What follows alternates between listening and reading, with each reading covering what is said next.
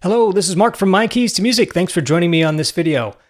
You ever do something silly where you know you're going to regret it, but you do it anyway? That was such a case with me when I first got my Nord Stage 3 76 HP. There was a gig at the end of the week, and I had gotten my keyboard all ready to go, excited to use it for the first performance. And, 3 days before the gig, I realized, this is not going to fit in my regular case, in my 73 key case. I don't have a case for it. So I debated, that's going to be risky, but I got to take the Stage 3. And I did. I packed the Stage 3 ever so carefully on all the other keyboards or the other keyboard in the stand, and I had everything sort of padded and ready to go. I've never gone to a gig without a case, and I'm sure you guys haven't either, so this was a silly, dumb thing to do. But I was proud of myself because I felt like I packed it pretty well in the car considering it didn't have a case. Got to the gig, carefully took it in, and played the whole night without incident. Quite proud, actually. Then somewhere along the way, I think it was during, the move out, I nicked it. And, one of those right in the middle of the top of it, so totally noticeable.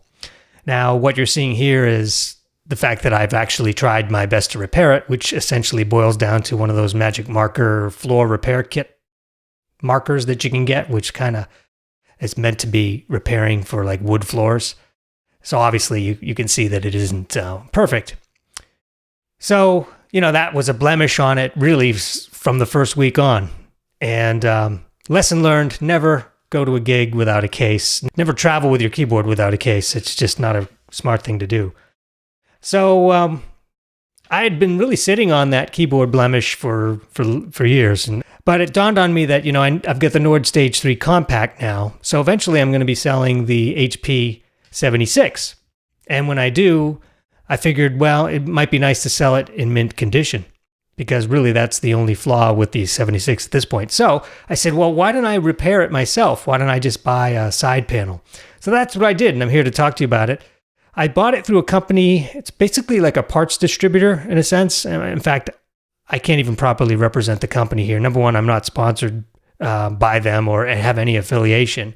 But you do a search on the internet, and this is one of the companies that come up that have such parts, and they were really easy to work with. The name of the company is called Syntaur, Syntaur. They're from Texas, here in the States.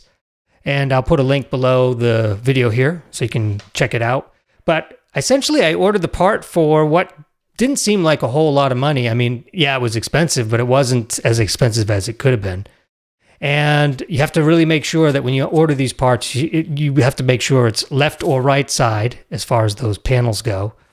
And obviously the exact Stage 3 you have, it's not good enough just to say you have a Stage 3. You have to tell them it's a Stage 3 HP 76 key.